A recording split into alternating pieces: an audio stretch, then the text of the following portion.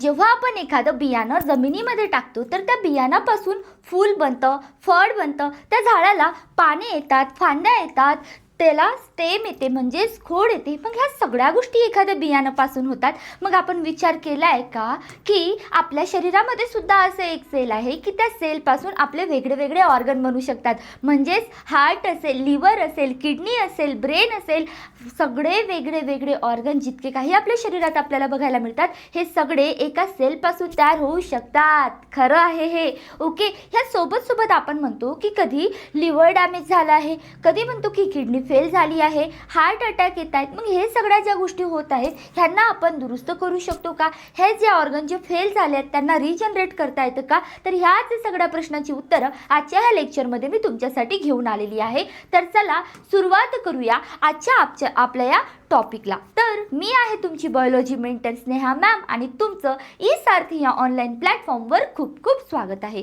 तर आज आपण जे कव्हर करणार आहोत हे बायोलॉजीचं खूपच इम्पॉर्टंट असं टॉपिक आहे, ज्या चॅप्टरचं नाव आहे सेल बायोलॉजी अँड बायोटेक्नॉलॉजी. तर ह्या चॅप्टरवर प्रत्येक वर्षी 5 ते 6 असे प्रश्न जे आहेत हे विचारले जातात. त्यामुळे बायोलॉजीचा हा खूप महत्त्वाचा टॉपिक आहे आपल्या बोर्ड एक्झामसाठी.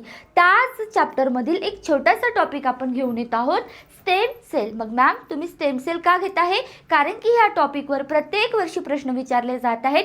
स्टेम सेल काय असतं, त्याचे युजेस काय आहेत, त्यानंतर आपल्या ह्या चॅप्टरमध्ये एक डायग्राम दिलेली आहे, त्या डायग्रामचं नाव विचारलं जाते, मग काय सांगत आहे ती डायग्राम, अशा प्रकारचे प्रश्न ह्या चॅप्टरवर विचारले जातात. त्यामुळे मी इथं टाकलेल्या एक्झाम ट्रॅप. म्हणजे हे तर फ्युचर मिराकल आहेच की एका सेलपासून वेगळे वेगळे ऑर्गन बनू शकतात, पण ह्या सोबत हा जो टॉपिक आहे हा आपल्या परीक्षेसाठी सुद्धा खूप महत्त्वाचा आहे. आणि परत ह्या टॉपिकवर जे प्रश्न विचारले गेले आहेत हे मी ह्या लेक्चरच्या शेवटी ॲड केलेले आहे. तर हा लेक्चर शेवटपर्यंत बघायला विसरू नका. तर चला सुरुवात करूया आपल्या लेक्चरला.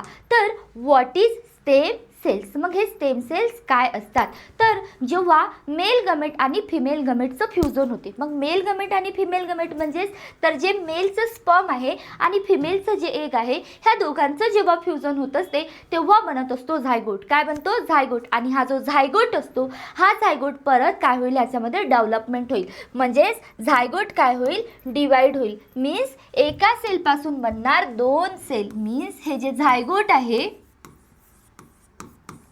हे डिवाइड होईल आणि एका झायगोटपासून बनणार 2 सेल, 2 सेलपासून बनणार 4 सेल. म्हणजेच अशा प्रकारे हे जे सेल आहेत हे काय होणार, डिवाइड होणार, डिवाइड होणार, डिवाइड होणार. आणि अशा प्रकारे डिवाइड होऊन जो मासाचा गोळा बनतो, जो मासाचा गोळा बनतो, हे जे सेल आहेत ह्या सेलच्या ह्या मासाच्या गोळ्याला, सेलच्या मासाच्या गोळ्याला असं म्हटलं जाते व्हॉट, स्टेम सेल्स. तर ह्यांना स्टेम सेल्स का म्हटलं जाते?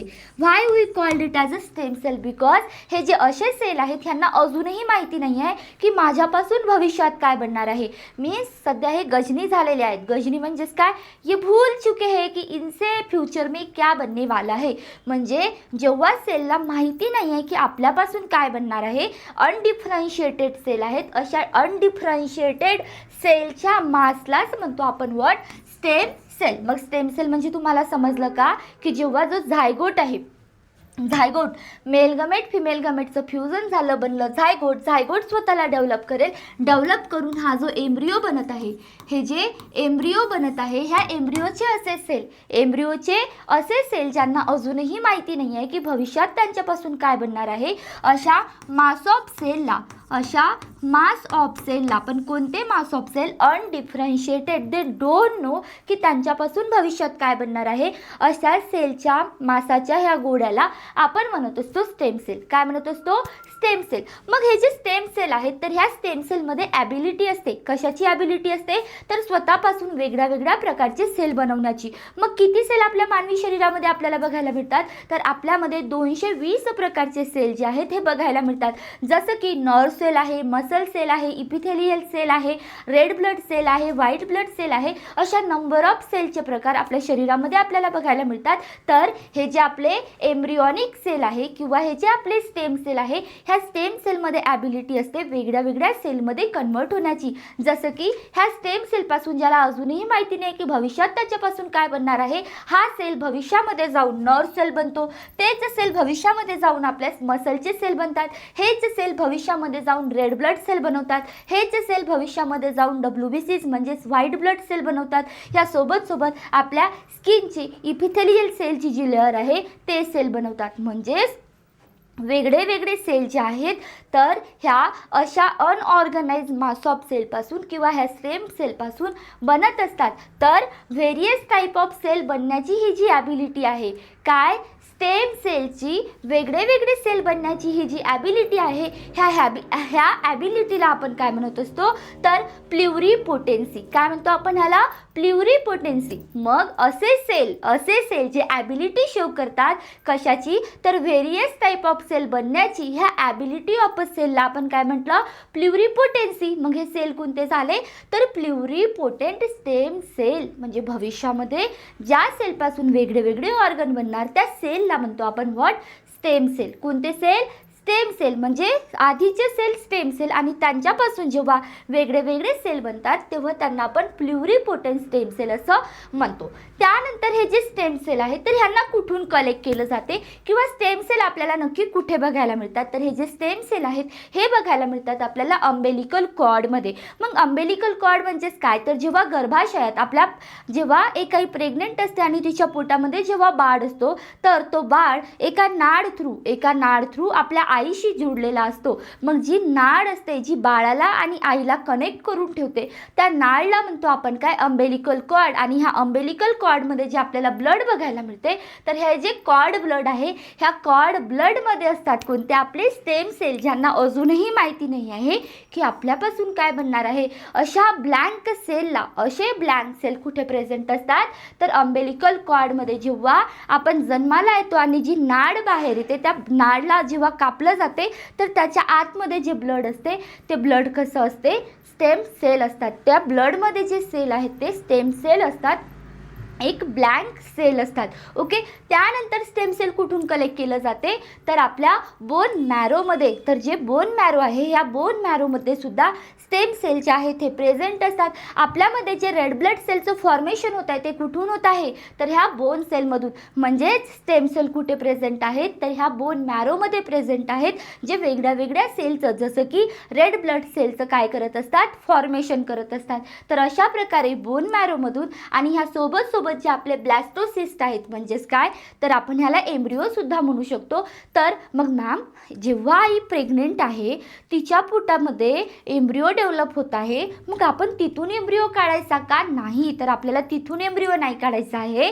तर जी IVF टेक्नॉलॉजी असते, टेस्ट ट्यूब बेबीवाली जी टेक्नॉलॉजी असते तर त्याच्यामध्ये काय केलं जाते? स्पर्म आणि एगला फ्यूज केलं जाते आणि अशा प्रकारे तेव्हा जो एम्ब्रिओ डेव्हलप होतो तिथून त्या एम्ब्रिओमधले हे स्टेम सेल जे आहेत ते आपण काय करत असतो?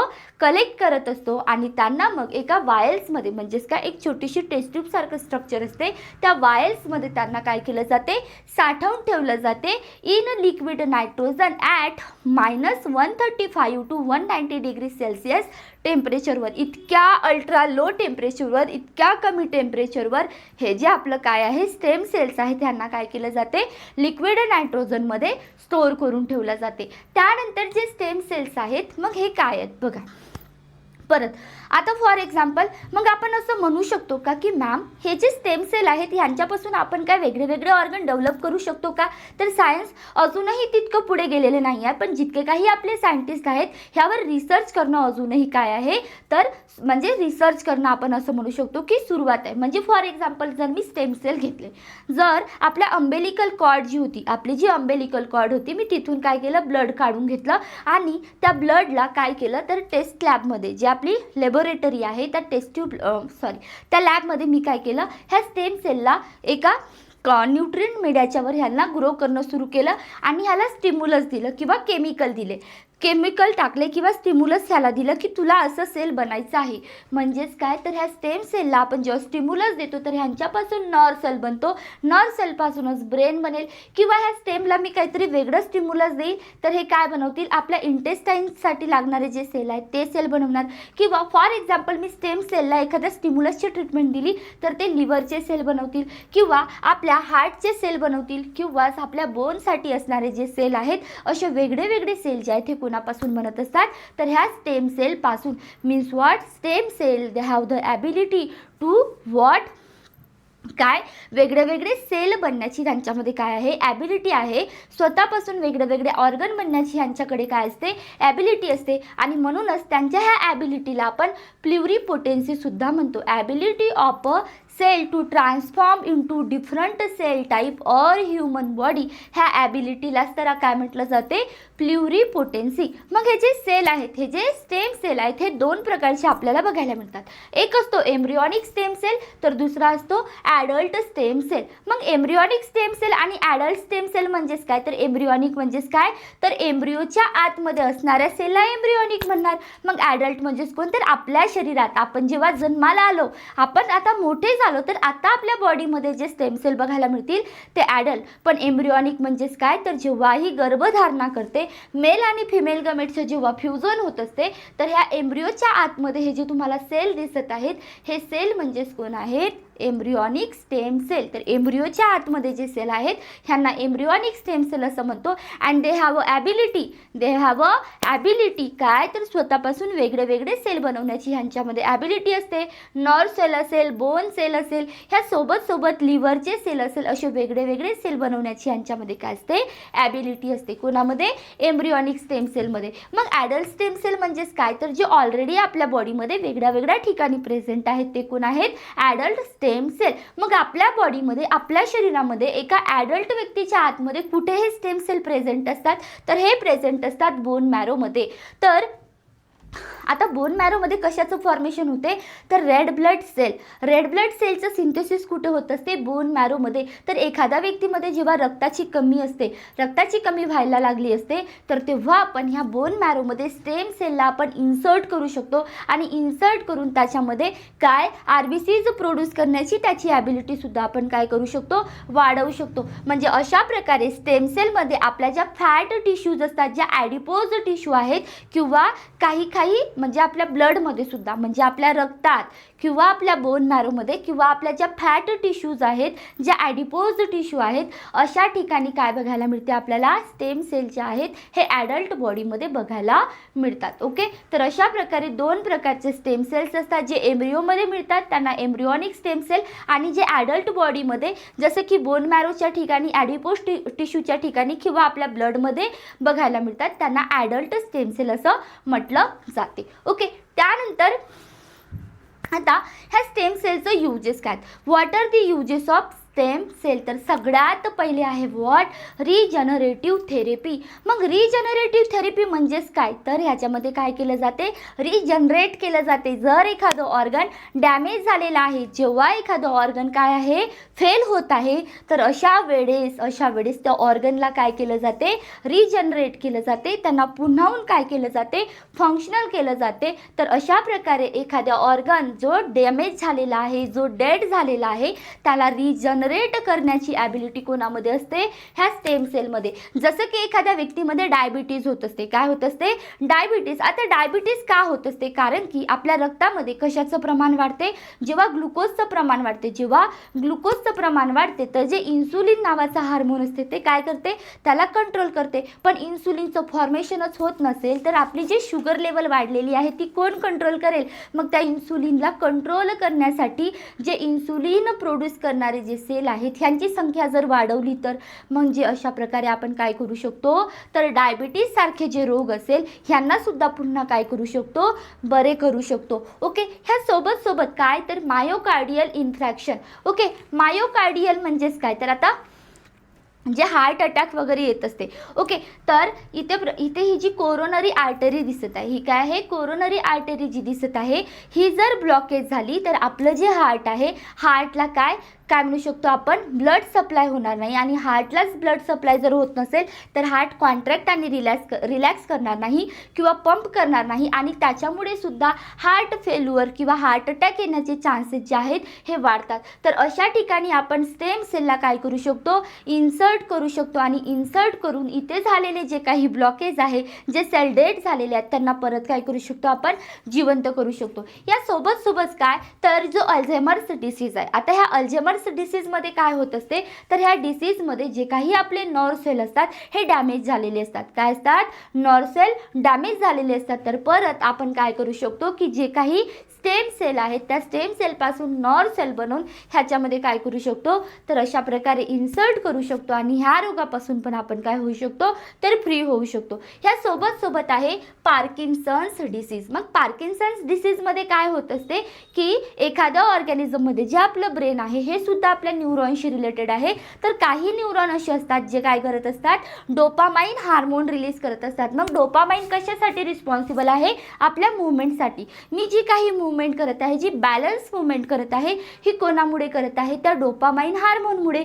मग जर आपल्या त्या ब्रेनमध्ये असणारे न्यूरॉन सेल डोपामाइनच रिलीज करत नसेल तर अशा वेळेस तुम्ही बघितलं असेल काही व्यक्ती असे थरथरतात, त्यांना चालता येत नाही, त्यांना बरोबर बोलता येत नाही. मग त्याला पार्किन्सन्स डिसीज असं आपण म्हणतो. तर त्यांच्यामध्ये सुद्धा अशा प्रकारचे न्यूरॉन इन्सर्ट करून, स्टेम सेल इन्सर्ट करून काय करू शकतो आपण, तर त्यांच्यामध्ये डोपामाइनचं जे काय म्हणतो प्रमाण कमी झालेलं आहे ते आपण परत वाढवू शकतो आणि त्या व्यक्तीला काय केलं जाते, बरं केलं जाऊ शकते. म्हणजे अशा प्रकारे काय की वेगळी सेल थेरपी करून आपण वेगळ्या रोगांपासून मुक्त होऊ शकतो. 100% ह्या गोष्टी झालेल्या नाही आहेत, पण ह्यावर रिसर्च अजूनही काय आहे, सुरू आहे किंवा अशा प्रकारे आपण करू शकतो आणि त्यासाठी वेगळे सायंटिस्टचं रिसर्च जे आहे हे सुरू आहे. ह्या सोबत काय, तर ब्लड सेलचं प्रोडक्शन करण्यासाठी सुद्धा कशाचा यूज केला जातो, स्टेम सेलचा. तर आपल्याला माहिती आहे की जे स्टेम सेल्स आहेत हे कुठे प्रेझेंट असतात, आपल्या बोन मॅरोमध्ये. आणि बोन मॅरोमध्ये जे स्टेम सेल्स आहेत हे काय करतात, रेड ब्लड कार्पसेलचं फॉर्मेशन करतात, WBCचं फॉर्मेशन करत असतात. मग RBCs WBCs त्या बोन मॅरोमधून तयार होत आहेत. तर कधी काय होते, तर ॲनिमियासारखे रोग होतात, थॅलॅसमियासारखे रोग होतात, ल्युकोमियासारखे रोग होतात. मग ह्या ॲनिमियामध्ये काय होत असते, तर RBCचं प्रोडक्शन करणे काय होते, कमी होत आहे. म्हणजे रेड बोन मॅरो जे आहे हे RBCचं प्रोडक्शन करणं कमी करत असेल तर अशा वेळेस ह्या रेड बोन मॅरोमध्ये आपण स्टेम सेलला इन्सर्ट करू शकतो आणि स्टेम सेल तिथे टाकून RBCचं प्रमाण जे आहे हे वाढवलं जाऊ शकतं आणि अशा प्रकारे ॲनिमियाला काय केलं जाऊ शकते, कंट्रोल केलं जाऊ शकते. या सोबत ह्याचे थॅलॅसमिया डिसीज आपल्याला बघायला मिळत आहे किंवा डिसऑर्डर बघायला मिळत आहे. तर यामध्ये सुद्धा काय होत असते, तर जे आपले रेड ब्लड कार्पसेल आहे त्यांचा आकार जो आहे हा बदलायला लागतो आणि बरोबर ऑक्सिजनचं ट्रान्सपोर्टेशन जे आहे ते करू शकत नाही. तर अशा वेळेला सुद्धा आपण काय करू शकतो, तर जे काही आपले बोन मॅरो आहे ह्यामध्ये सुद्धा काय, तर स्टेम सेलचं इन्सर्ट करून स्टेम सेल टाकून काय, तर प्रॉपर चांगले RBCचं प्रोडक्शन जे आहे, हेल्दी RBCचं प्रोडक्शन आपण करू शकतो. ह्या सोबत ल्युकेमिया ह्याला ब्लड कॅन्सरसुद्धा आपण असं म्हणू शकतो. तर ल्युकोमियामध्ये काय होत असते, WBCचे फॉर्मेशन खूप जास्त होत असतात जे घातक असतात. कारण की WBCची जर संख्या वाढली तर ऑक्सिजन ट्रान्सपोर्ट होणार नाही आणि रेड ब्लड कार्पसेलची संख्या कमी होईल आणि त्याच्यामुळे सुद्धा काय, तर ल्युकेमिया नावाचं डिसऑर्डर जे आहे हे तयार होत असते. म्हणजे अशा प्रकारे काय, ॲनिमिया, थॅलॅसमिया, ल्युकेमिया अशा प्रकारचे जे काही डिसऑर्डर आहेत ह्यांना कंट्रोल करण्यासाठी स्टेम सेल जे आहेत हे आपण बोन मॅरोमध्ये इन्सर्ट करू शकतो आणि ह्या डिसऑर्डरपासून आपण काय होऊ शकतो, फ्री. ह्या सोबत जर आपली किडनी फेल झालेली आहे, आपलं लिव्हर जे आहे हे जर बरोबर काम करत नाही आहे तर अशा ठिकाणी सुद्धा जे काही स्टेम सेल आहे ह्यांना इन्सर्ट केलं जाते. मग स्टेम सेल काय करतात, तर चांगले हेल्दी सेल बनवतात, हेल्दी लिव्हरचे सेल बनवतील, हेल्दी किडनीचे सेल बनवतील आणि अशा प्रकारे एक फंक्शनल ऑर्गनसुद्धा आपण काय करू शकतो, तयार करू शकतो. मग तुम्ही म्हणणार मॅम हे शक्य आहे का, खरंच असं होत आहे का, तर असं होत आहे नाही, असं होऊ शकते आणि ह्यावर रिसर्च जे आहे हे अजूनही सुरू आहे. तर युजेस ऑफ स्टेम सेल जे आहे ह्यावर प्रश्न आपल्या बोर्डच्या एक्झाममध्ये विचारलं जाते. तर लक्षात ठेवायचं, स्टेम सेलचे 2 प्रकारचे युजेस आपल्याला बघायला मिळतात. एक आहे सेल थेरपी आणि एक आहे सेल ब्लड प्रोडक्शन. तर सेल थेरपीमध्ये आपण काय डायबिटीजला कंट्रोल करू शकतो, मायकॉर्डियल इन्फ्रॅक्शनला कंट्रोल करू शकतो, अल्झायमर्स डिसीजला कंट्रोल करू शकतो, पार्किन्सन्स डिसीजला सुद्धा आपण काय सेल थेरपीच्या मदतीने काय करू शकतो, कंट्रोल करू शकतो. ह्या सोबत आपल्या ब्लड मुळे होणारे आजार जसं की ॲनिमिया असेल, थॅलेसमिया असेल, ल्युकेमिया असेल, तर ह्यांना सुद्धा आपण कंट्रोल करू शकतो युझिंग व्हॉट, स्टेम सेल. त्यानंतर आहे ऑर्गन ट्रान्सप्लांटेशन. तर कधी कधी वय झाल्यामुळे आपलं एखादं ऑर्गन फेल होतं, कधी कधी ॲक्सिडेंटमुळे एखादं ऑर्गन आपलं डॅमेज होतं, कधी कधी कोणतं इन्फेक्शन झाल्यामुळे सुद्धा आपले जे काही ऑर्गन आहेत हे डॅमेज व्हायला लागतात, हे काय व्हायला लागतात तर फेल व्हायला लागतात. मग अशा वेळेस आपण काय करू शकतो तर जे काही ऑर्गन आहेत त्याला रिप्लेस केलं जाऊ शकते. पण काय सगळेच ऑर्गन आपण रिप्लेस करू शकतो का? नाही, तर फक्त काहीच ऑर्गन जे आहेत हे रिप्लेस केले जाऊ शकतात. ओके, मग ऑर्गन का बरं रिप्लेस करण्याची गरज पडते तर कधी आजारामुळे,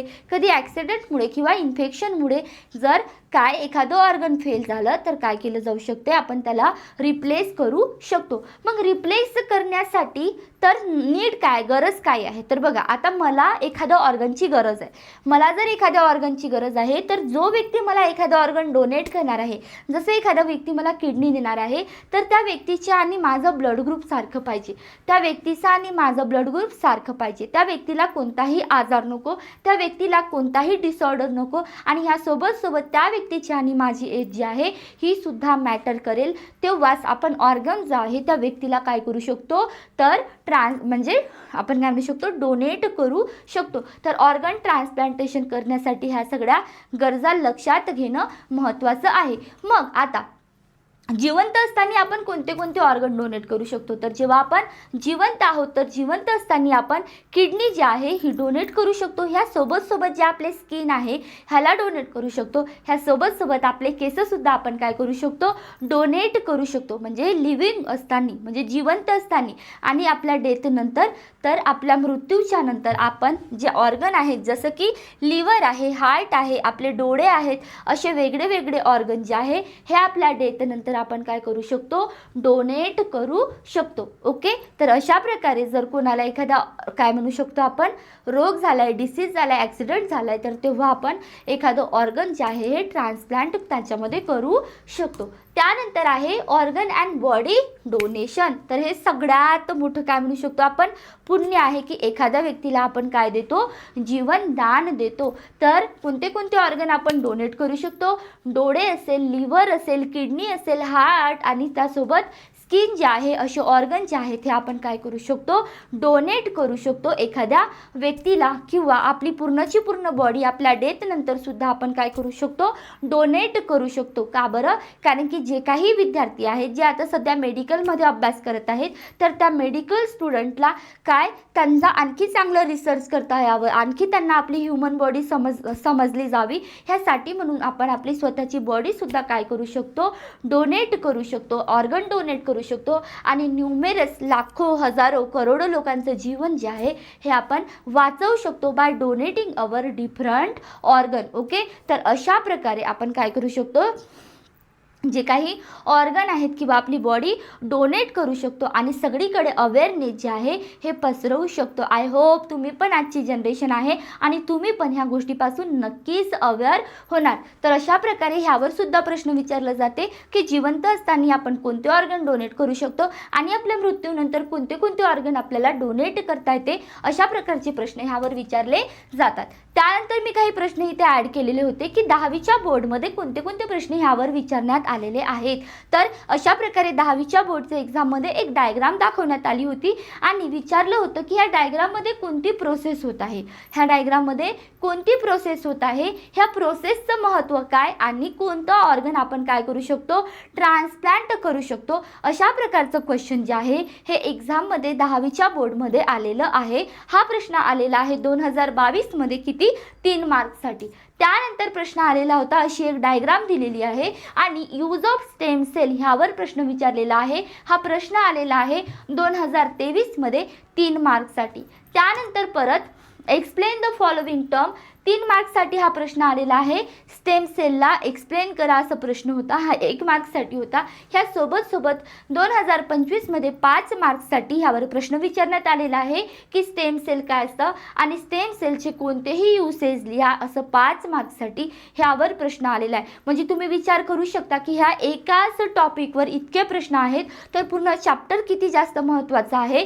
पूर्ण चॅप्टरचे प्रश्न मी इथे ॲड नाही केले आहे, पण ह्या चॅप्टरवर सेल बायोलॉजी आणि बायोटेक्नॉलॉजी ह्या चॅप्टरवर प्रत्येक वर्षी 5 किंवा 6 प्रश्न जे आहेत हे विचारले जातात. ॲव्हरेज 5 किंवा 6, 4, 5, 6 अशा प्रकारचे प्रश्न जे आहेत ह्या टॉपिकवर विचारले जातात. ओके, आय होप आजच्या ह्या लेक्चरमध्ये मी तुम्हाला जे सांगितलं आहे ते तुम्हाला क्लिअर झालेलं असेल. हा एक प्रकारचा मिराकलच आहे, कारण की एखाद्या सेलपासून आपण एखादं ऑर्गन तयार करू शकतो, एखादी काय म्हणू शकतो सेल तयार करू शकतो. आणि ह्या सोबत हा जो टॉपिक आहे हा तुमच्या बोर्डच्या एक्झामसाठी खूप जास्त महत्त्वाचा आहे. आणि जे पॉईंट महत्त्वाचे आहेत ते आपण आजच्या ह्या लेक्चरमध्ये पूर्णपणे कव्हर केलेले आहे. तर अशाच प्रकारच्या नवनवीन व्हिडिओसाठी आमच्या ह्या चॅनलला लाईक, शेअर आणि सबस्क्राईब करायला विसरू नका. आणि लेक्चर आवडलं असेल तर नक्कीच कमेंट करायला सुद्धा विसरू नका. थँक्यू.